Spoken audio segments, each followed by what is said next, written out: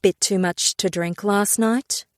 I asked Joel coldly, as the plane reached cruising height and he unbuckled his seatbelt. Something like that, he muttered, cracking open the complimentary peanuts and tipping half the packet into his mouth. Any hole in a storm, I commented, grabbing the in-flight magazine out of the holder and leafing through it, as if I could read Italian. Any what? I glanced at him out of the corner of my eye. His body was turned towards mine, his eyes slightly bloodshot, which somehow intensified the blue of his irises. I mean, you were clearly hard up last night. You almost tried to jump me, and when I rebuffed you, you disappeared for hours and then brought some random hole with a heartbeat back to our room and had loud drunken sex at 3 a.m. Joel made a weird, strangled sound. Was he choking on a peanut? I looked at him, worried before realizing with rising frustration that he was laughing. What the fuck is funny about this, Joel? I demanded.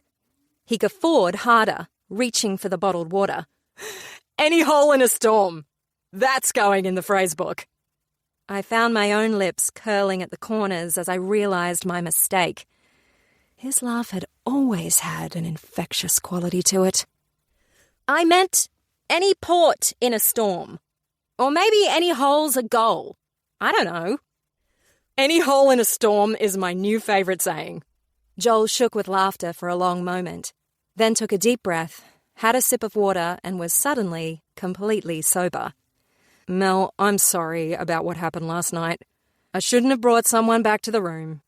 It was really inconsiderate of me. I should have thought about how much it would upset you. Upset me? I asked, looking back at the magazine so he wouldn't see the consternation on my face. It kept me awake. That's about all it did. How drunk were you anyway? He sighed. Drunk enough that I can't even remember what her face looked like. She couldn't have been that memorable then, could she? I asked, cuttingly. She doesn't even rate as the most memorable woman I touched in the last 24 hours. Why did that make my chest jolt? How many women did you touch yesterday, exactly? I managed to ask over the sudden tightness in my lungs. Just one other. I could not respond to that. Instead, I stared out the window, white, fairy floss clouds below, blinding sun all around. When I had myself under some semblance of control again, I turned back to him, all business now. Okay, Joel, I'll forgive you.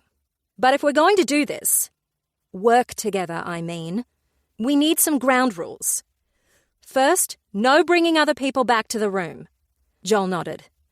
Second, no going out for hours on end without telling the other person where you're going or when you'll be back. We're here to work, not to play.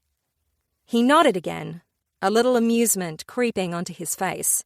Third, but I didn't get to a third, because the plane shuddered, and I lost my train of thought. I closed my eyes.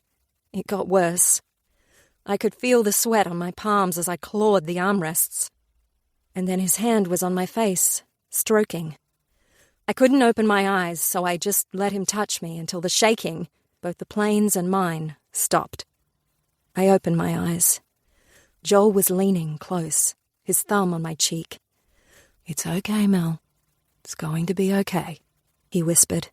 I felt my body relax slightly. The seatbelt light went off with a ding. Joel undid his belt, moving closer and wrapping his arms around me until I was cocooned in them. I didn't protest. I was so exhausted from the turbulence that I had no strength to argue with him. I felt his lips brush my forehead once. I just let it happen. When I felt calm enough, I spoke. "Hey, Joel," I began. "Yeah?" he replied quietly. "You know how I said once that if you'd been my big brother, I would have killed you by the time I was 12? "I remember." "Well, I'm glad you're not. My brother, that is. Because if you were, I would have killed you, and then you wouldn't be here to act all big brotherly now when I need you." He laughed into my hair. "I'm glad I'm not your brother too, Stinky." I didn't know how to interpret that comment, so I decided not to try.